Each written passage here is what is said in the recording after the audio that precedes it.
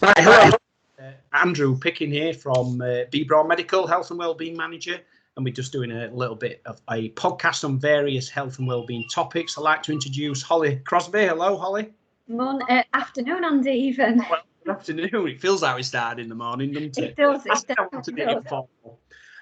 So yeah, we're just going to talk about looking after ourselves, and particularly the circle of concern, anxiety, stress. Obviously, with COVID-19 at the moment, it's affecting everybody. So we thought that this would be a really timely opportunity to speak to experts like yourself, Holly, and get a handle on what's affecting us right now. So just tell us a little bit about yourself anyway, introduction to who you are and what you've been doing in your experience. Yeah, well, I'm going to dash things now already because I'm definitely not an expert. I can't profess to be one of them. But yeah, I've been working with people for about 15 years now, maybe a little bit over. So I'm a qualified counsellor, trainer and coach as well. So kind of throughout all those kind of years of experience, kind of working with individuals, working with groups of people, training and businesses, it's always been about helping people to look after themselves better, to manage stress, manage anxiety. I've worked in the alcohol field a lot as well, so working with people with addictions, drugs as well, so alcohol and drugs, which is quite timely because people keep telling me at the minute that actually a way of coping with all this is their drinking's increasing. So I've worked for a lot of time, like I say, 15 years with people, helping them to work out how to look after themselves better. It's absolutely fantastic at the minute because wellbeing is right up there. You know, we're talking about a lot and there's so many options, but equally it's about finding the right option for us as well, and really understanding what that's doing for us, especially in times like this, you know, how we can replicate and look after ourselves really. That's brilliant. So just to kick things off, stress and anxiety, it's Stress Awareness Month, April as well. And we feel it in normal times. So I'm guessing in such unprecedented times, we're sick of hearing about COVID-19, I suppose, in some ways, but it's a serious global pandemic. We know that. In terms of stress, overthinking, being overawed with news and everything else, is anything you can suggest in terms of managing stress levels? I think the first thing is to accept that you are going to be stressed. I think often what we do is think that we shouldn't be feeling that way. We should be able to get on top of it. We should be able to stop it. And quite rightly, there's things we can do to help ourselves with that. But equally, like you say, we're in a pandemic at the minute. The life that we knew up until, you know, beginning of March, end of February has completely changed, and we've all got to adapt. There's things we can't do that we want to. We're worried, you know, it's constant noise and information for us. So I think what the first thing is to do, accept that we're going to have high levels of anxiety, high levels of stress, and a lot of the normal things that we do to combat those are probably out the window at the minute. So accept that they're going to be higher. But then it's about focusing on, okay, so in that heightened sense, with the tools available to me now, what can I do to combat them? Can I do to just relieve them a little bit? And I think part of it as well, you know, like we were just had a little bit of a conversation earlier, is about kind of in this time and with all these kind of, you know, different things going on, and accept that it's going to go in waves. So we might combat it for a little bit, and then we go through another wave where it's difficult again. So accept that it's not a case of you'll nail it, right, I'll do this, I've stopped myself being stressed, and that's just always going to work now. So there's a bit of that in there as well. So I suppose in terms of what you're saying that in normal times we have buffers and whatever that is, whether it's reading or for myself, I quite like going out for a run. For somebody else, it could be, you know, something completely different, music, whatever that is. Those buffers are not available or certainly are restricted in these times. So it's accepting that. I dare say stress. If you feel stressed, you stress about feeling stressed. It's all, you know, it's a difficult one. So in terms of fight or flight, we're all the same humans through evolution. We've got this fight and flight response that you've mentioned. Just tell us a little bit more about that. So fight and flight, I mean, it often comes up when we're talking about stress and anxiety, and really it's our way of coping with things. When we feel under threat, then sometimes people talk about in fight, flight or freeze, and we'll go into one of these response states. So, back to kind of caveman scenario, kind of tiger or woolly mammoth, something's coming towards you, and actually, do I stand and fight it? Do I freeze, or do I run away? But it's about, kind of preserving life. It's, kind of looking after yourself. And the thing with stress especially is that it's not always bad. At the minute, it will feel like it's always bad. So certain levels of stress, can propel us into doing great things and to getting us through things, and it actually being really good. But obviously at the minute, it's probably different to that. So it is a sense of actually the stress I'm feeling is quite difficult all the time, and it's not about pulling through and rising to the challenge. It can feel that it's not the case, but you can have some elements of that. So, I mean, there's so many different things you can do. I mean, if you were to Google combating stress, you'd get a million different things. So the things that are still available to us, like listening to music, reading a book, okay, they might not be at times that we want, but we can probably still do those. Going out and running, cycling, gym, gym's obviously out of it. The running and cycling is probably restricted. So it's about what can I do that's available to me at the minute, because you are going to feel like you're in that fight or flight, that, oh my God, what am I going to do? Kind of, how do I look after myself at the minute?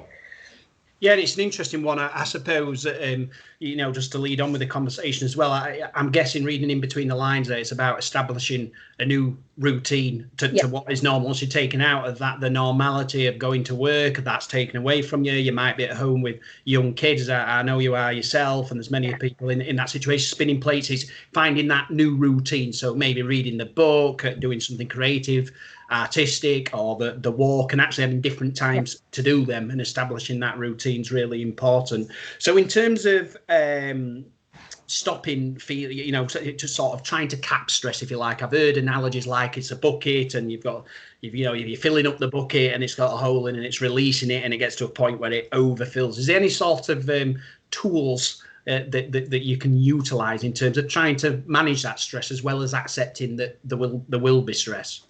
Yeah, definitely the first one. Accept that it's going to be higher than it usually is. It's important to think about what are the things that's kind of good for you. There's no point putting the pressure on about, well, I'll do something creative. If you're really not a creative person and you're just going to get annoyed with making something, is that you, Andy?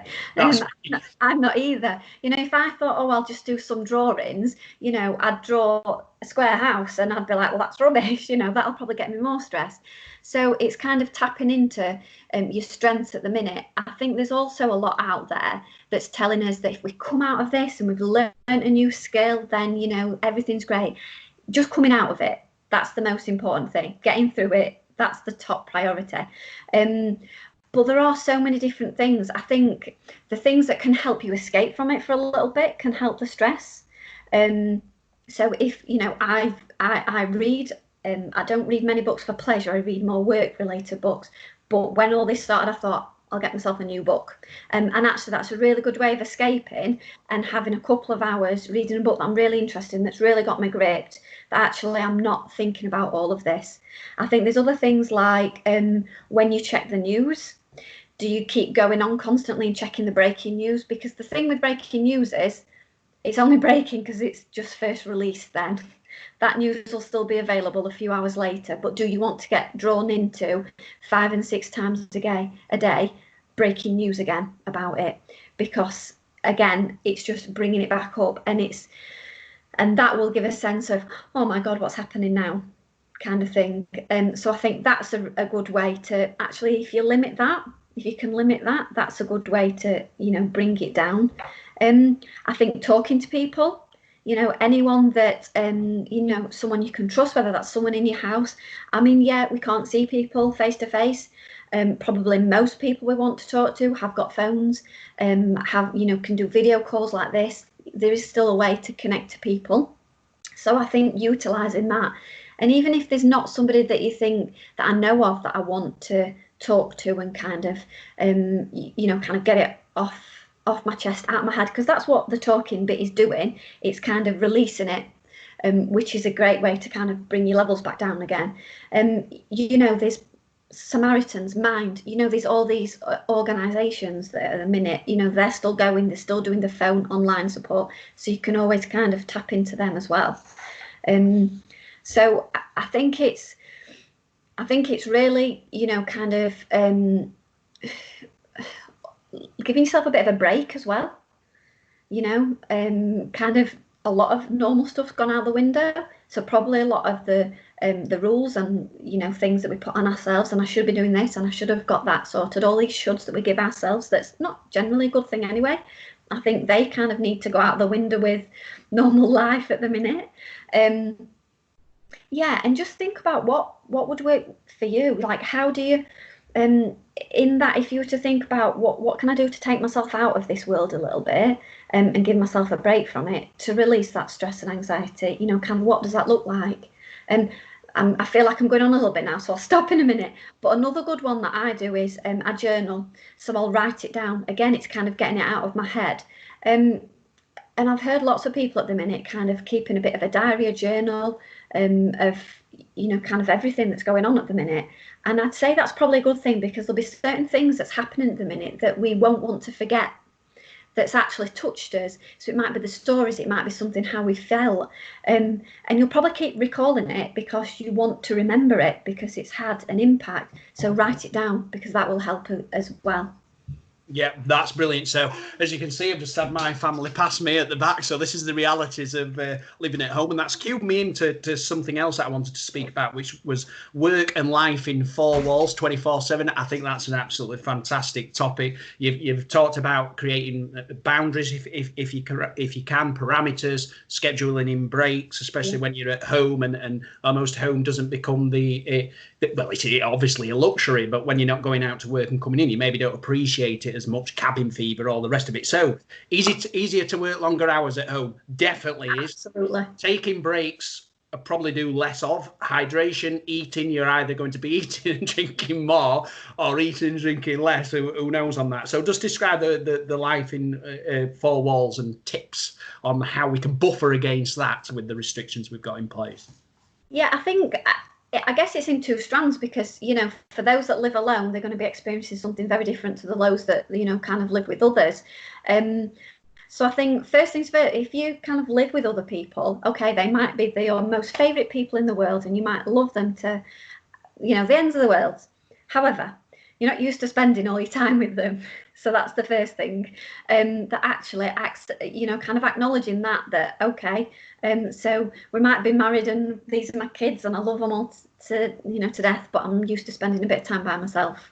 Okay, so if that's still possible, still do that, still have a little bit of time by yourself. So the first few weeks the minute we're on half term now, but like you said, I've got an 8-year-old, so the first couple of weeks that we did a little bit of homeschooling, and I'm going to use that loosely because I'm not a teacher and it's not curriculum, so we're doing a few things, and again, that's another way of not putting pressure on myself.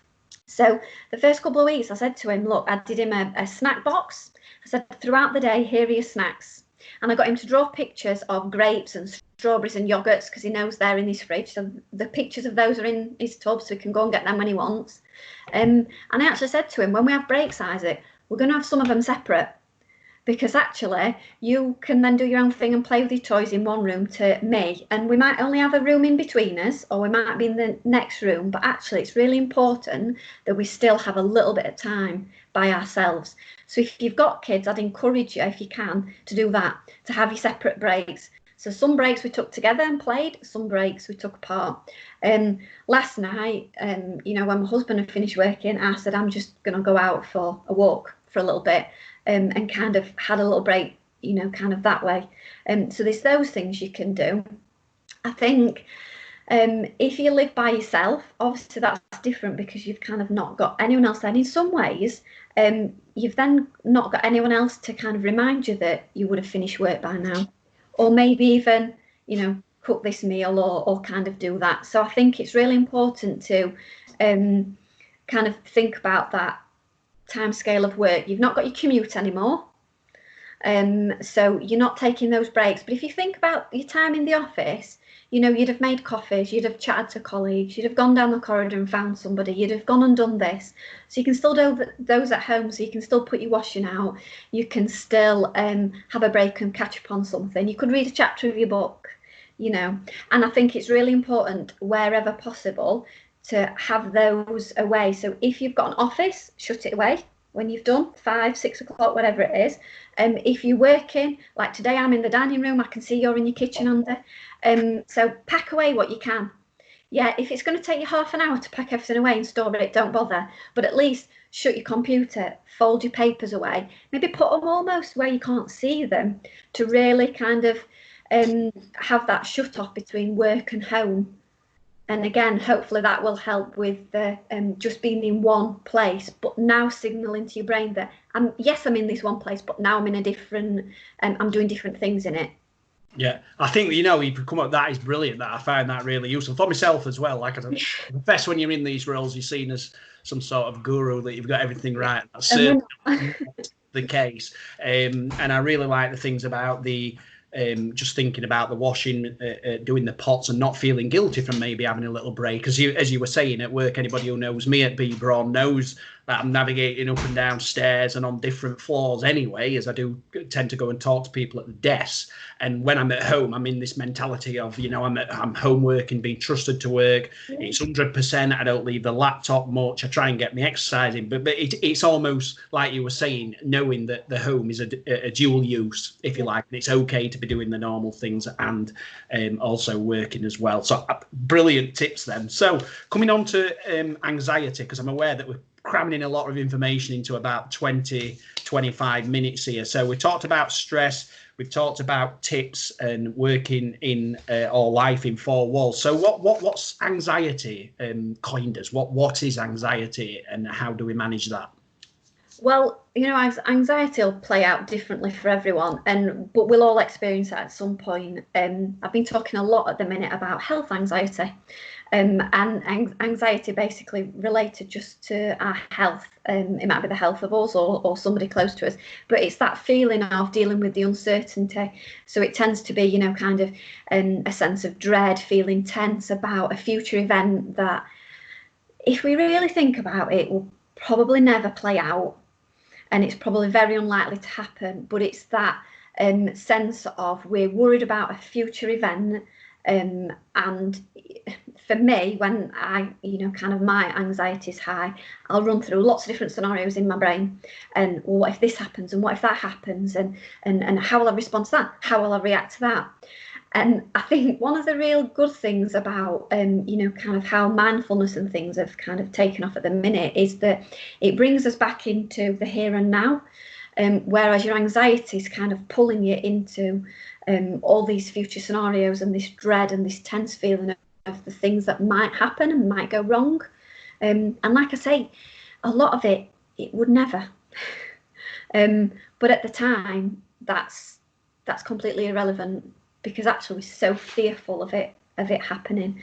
So, you know, you'll experience it in body and mind, either or. So, like I've said, that feeling of being tense, a sense of dread, fearing the future, feeling detached to things actually, and almost a sense of you're not really living in the present because your mind is worried about what's going on out there. And, you know, we might be experiencing like headaches, not sleeping, sweating, don't feel like you can eat, stomach churning. And again, and a lot of the things that we can do to kind of combat that is the simple stuff, looking after ourselves, of the bringing ourselves back to the present and accepting that we're going to be anxious, and recognising it. So recognising that, do you know what, at the minute I'm really worried about X, Y and Z. And actually, those things have not happened. What do I need to do for myself at the minute to kind of look after that? And again, kind of with stress, it'll go in waves, and your anxiety will be heightened and then it will come down. And if you can start to kind of think of it like that, you can start to notice the triggers and the patterns. So it might be something that's then happening or has happened that's set it off. So it might be a conversation with somebody. It might be those breaking news scenarios. You know, it might be that's then everything's a little bit more heightened, and you've just, you know, taken in some news, and then, you know, that's led to you thinking, oh my gosh, what if this happens? What if this person I know gets it? What would that be like? So it, you know, again, the way to kind of combat it is those things of looking after ourselves, and of kind of bringing back to the here and now, and kind of what's going to be good for me. Yeah. So in terms of stress can almost be something that's happening at present, certainly in a fight or flight response, and anxiety can be that, I suppose, as well, but also all the other scenarios that you can play out in your head.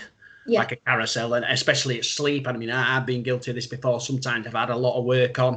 I've woke up in the night, and suddenly, for some reason, my brain's engaged all these things I have to do, and it's a mountain out of a molehill. But at the time, it you know, it can disturb your sleep. And what I've tended to find out myself is, instead of trying to fight in that and laying in bed with all these things running, it's just to have 20 minutes out to break it up. You know, whatever it's been, running downstairs 20 minutes and go back upstairs, and that's worked for me. You know, that's not a work for everybody, but it's playing out those scenarios. So you're originally going to do a session for us, and we're doing this very differently. We're doing it virtually. Originally, you're going to come into Beaver Medical and run a session for us, and obviously, you know, we've got around about just short of 10 minutes left. So in a normal situation, if you had a session on and you had people there in a room and you were running this sort of topic, you were going to take people through some various exercises, such as what I did 2 weeks ago, what I will replace this with, and also the Circle of Concern and Influence by Stephen Covey, if I pronounced that right. What is the Circle of Concern and Influence, and how can it support and help us in terms of reducing stress, anxiety, and being more mindful? Yeah, well, this is a really good tool that you can use for kind of anything in life, but, you know, for this kind of unique session, I've put this one together. So yeah, if you Google Stephen Covey, you'll get millions of pages, information, circles. So some of them have 3 circles, some of them have 2. I've put together one of the 2 ones for this. So you've got 2 circles, one within the other, and you've got a circle of concern and a circle of influence. And the idea is that there are things in the world, things in our life that we are concerned with, but we have no influence over, okay? And there's others that we do have.